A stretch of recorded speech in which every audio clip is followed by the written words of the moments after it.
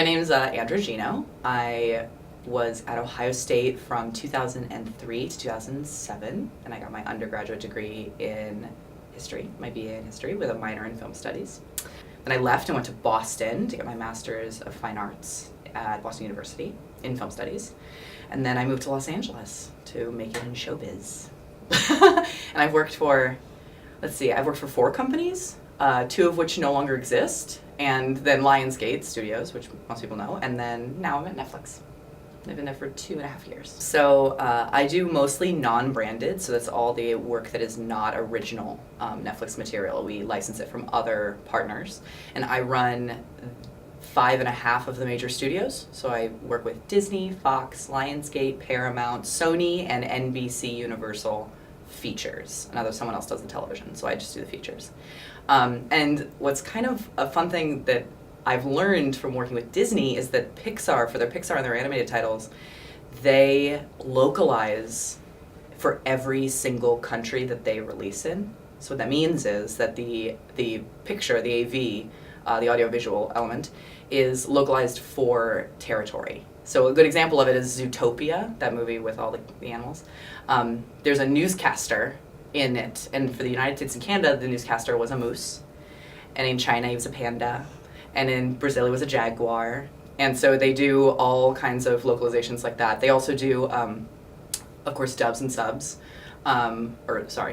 full secondary audio, which is dubbing, and then we have our subtitling, which is text on screen, and they do dub. They did for Finding Dory. They did a dub in Navajo, and for Moana, they did a dub in the three major Pacific Islander languages, including like the original language, Aboriginal language of Hawaii, which I thought was pretty cool. As a project manager, I mean, I'm kind of beholden to my emails because I have so many content partners that I have to work with. So my email list is a big, just kind of task-based list that I get through. Essentially what I'm doing, what my job is I make sure that the content is on site the way that both the partner and Netflix want it to look and want it to behave. So we have rules, product rules at Netflix, where certain territories, based on data that we've gotten from people who actually watch our content, which territories like to watch with dubs and subs, and which territories only need subtitling to be consumed. Another thing I do is I just troubleshoot. So I recently had a complaint from a filmmaker who watched his movie and we didn't have subtitling over foreign language. And so that was kind of a bit of a fire drill, and I made sure I had to figure out a way to get the subtitles on site as fast as we possibly could and source them from the partner so that the filmmaker could watch his movie in the way that he intended the film to be seen. It's part of my job and my colleagues' jobs in Title Ops to make sure that the content is where it should be, when it should be. So I think that one of the things I have, because I'm a student of history, I understand cause and effect in a very intense way, as opposed to, I think, people who don't study history. I think that it's allowed me to really understand, like, if this happens, this is going to happen, and I can pivot to, I can make arguments as to why we shouldn't do this, whatever this initiative that we are taking on, because down the road it's going to affect these changes. And whether those are changes that we want or not is kind of part of the discussion. So I think that the ability and knowledge to understand cause and effect is huge in the business world, because I don't think a lot of people really study that the way that history students do. I also think that for me, as a film person, I fell in love with history because it was storytelling, right? And it's following kind of the course of human events and learning the stories and the narratives that kind of built the world we live in today and that will build the world we live in the future. And so I really kind of found my passion for film through my love of history. I also think that history majors make good project managers, and project managers and operations people are needed in every aspect of every business ever. And so it's, again, the cause and effect comes into it, but also kind of being able to have a very high level view of literally everything, and that way you can be a successful project manager, you can be a successful operations person, where you can see what the road ahead of you, and you can see what has come before and what will come after. History students find their own sense of empathy through the study of of human beings and the study of how we have affected one another on the globe. And I think it's important to have that kind of empathy in the world that we live in. At Ohio State, admittedly, Ohioans are very lovely people. And so I did learn kind of a kindness, and it's something that I'm literally learning or kind of underlining in a project that I'm doing right now, where it's just, especially in the industry I'm in, it is, you get further with kindness than I think you ever would expect to. And I think in the business world, we are always talking about entrepreneurs and about money and about who can get what from whom and what value you have to me, et cetera, et cetera. And I think that my study of history and coming to Ohio State both kind of gave me a empathy and kindness that I like to take into the world. And I think both of those things have served me very well in my career. Understanding the why behind whatever it is that what I have to tackle allows me to then go forward and really be able to pivot and be able to understand what's really being asked of me. And I think it's the curiosity of being a history major. I think that we are all passionate, curious people in history, and I think that that's absolutely feeds into my success and kind of the business world. The study of the humanities is the study of humanity, right? And so you're going to get the creative aspects, regardless of whether you're in history or film or English, you get to study kind of the culture of the world and the culture of the places that you choose to hone in on. And I think that leads to a better understanding of who we are as people and how we interact with the world. And I think in a business sense, it allows you to think creatively and it allows you to think outside the box and to be kind of irreplaceable with that kind of perspective and that kind of mind. I work, but I do love the work that I do. And that's kind of the underlying thing that keeps me in Los Angeles and working in the film industry. I think that we write as history majors more than a lot of other not in the humanities, but far more than the business schools. And the ability to communicate your thoughts and feelings in a concise, real way is very important. And I learned that from Nicholas Breifogel, who was my professor. He caught me with passion because he's taught I think it was the second level global history. And the way he spoke about Russian history, I was hook, line, and sinker. I was done.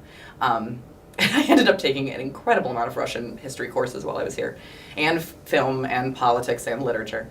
But his big criticism of my work was always that I wasn't concise and I wasn't writing in a manner that really articulated my thoughts, and we spent a lot of time on that, and it allowed me to really hone that and to do it in a business world where time's money, words are money, and so you have to get through it and do it, and it's helped a lot. My first gig accidentally kind of put me on a path that I didn't even know I wanted to be on, but it opened doors for me I didn't expect. So my very first, it was an internship, an unpaid internship, which are no longer legal in the film industry. But I did an unpaid internship. I did two. I did one for essentially an international buyer's rep. So international film companies would hire someone who is domestic in the United States to essentially sell their movies to the distribution houses, to the licensors, and so, or to the licensees. And without knowing it, I then got my first job in international sales for international film sales.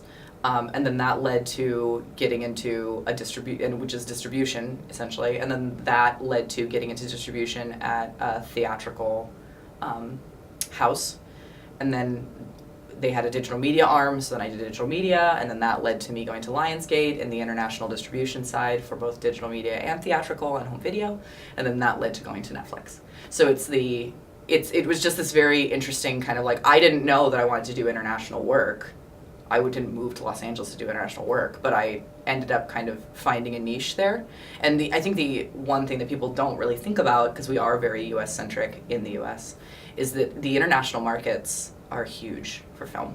It's another thing that helps with the history major, is that understanding that cultures around the world are not our culture, and they are very different, and they can seem, I think, stark and strange and that you don't want to go into it, but having a history background and studying so many different cultures in different places, you understand that they are just as important as the United States market, and playing to them and really getting into those international markets is very important. And that's not something I knew before I moved to Los Angeles or started working in the film industry. My second internship, though, which I would argue was just as informative, my first one was for a producer, and he was a total diva, and I hated him. And so I was like, I'm never doing this again. I was like, I have no desire to work for a producer. And it kind of solidified that I didn't want to be creative. And I didn't want to be on the other side. I've never wanted to be on the other side of the camera. I've always wanted to kind of sit and work with things after they're done and finished and polished.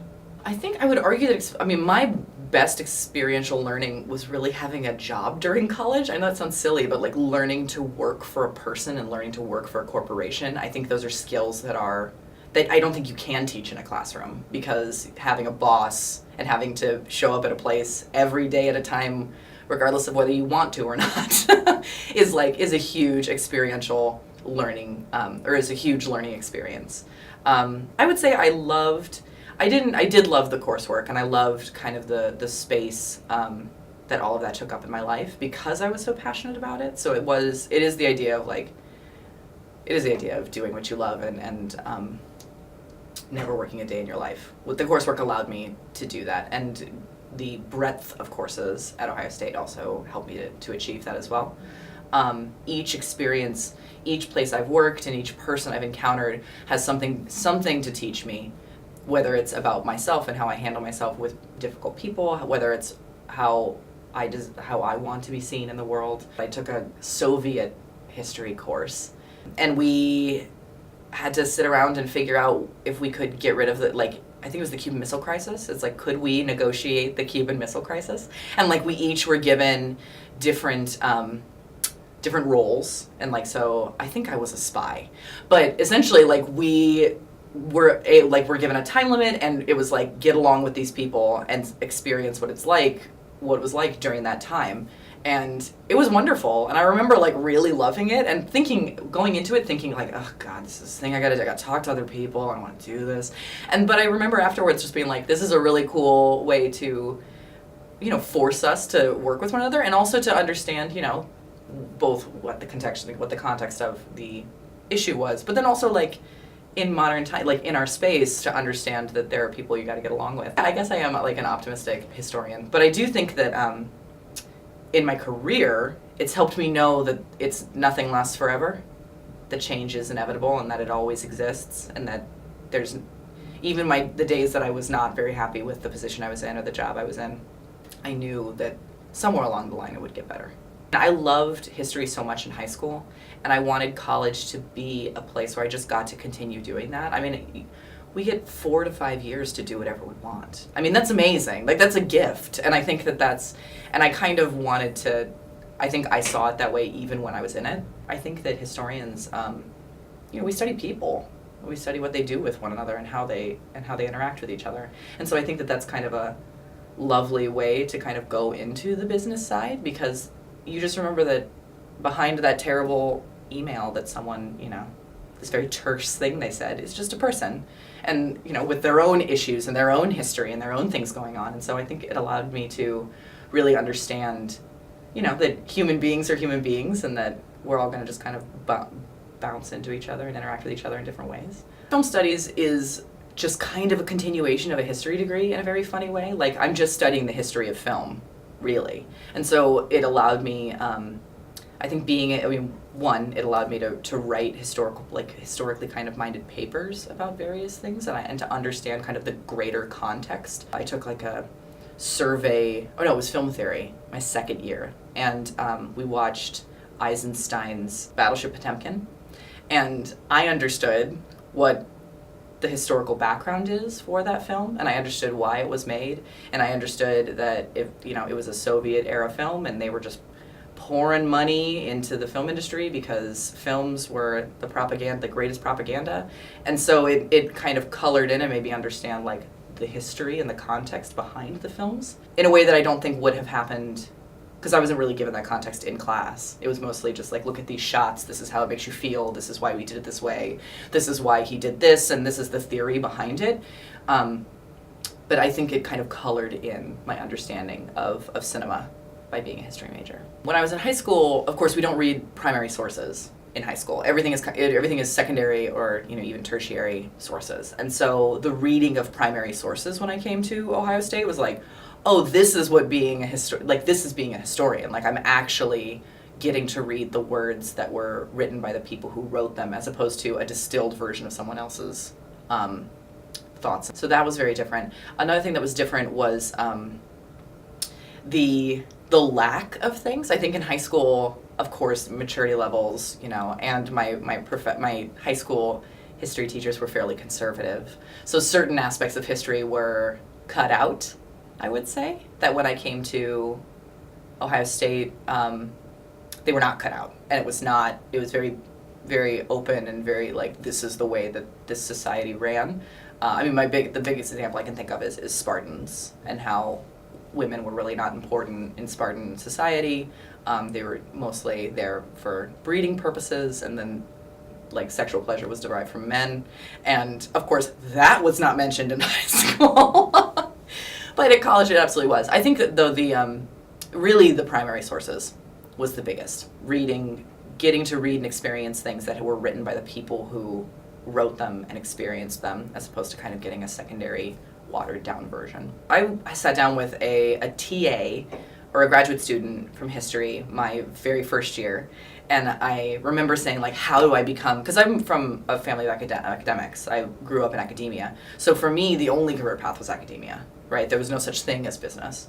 And so when I sat down with her, she was like, well, here's the deal. You're going to have to learn 4 languages, and you're going to have to, and I was like, well, I don't want to do that. I'm not doing that. And so I think that, and that freaked me out. And so, but then of course I thought what am I going to do? But mind you, it was my first year, so it was I got 3 years. I can figure it out. It was just kind of knowing that wasn't the path I wanted to go down was very helpful, and just and knowing that I knew I would be good at whatever I chose to do. It was just trusting in myself and knowing that wherever I go and whatever I do, it'll work out. I think it's just as valuable to know what you don't want to do as it is to know what you do want to do. Because because then you can just say, okay, well, that's not for me. Research isn't for me. Teaching isn't for me. Being a lawyer isn't for me. It's whatever, and knowing that that's a no is just as valuable as knowing exactly what you want to do. Because at least then you can say, all right, well, I'm going to stay away from that. I'm going to go this way.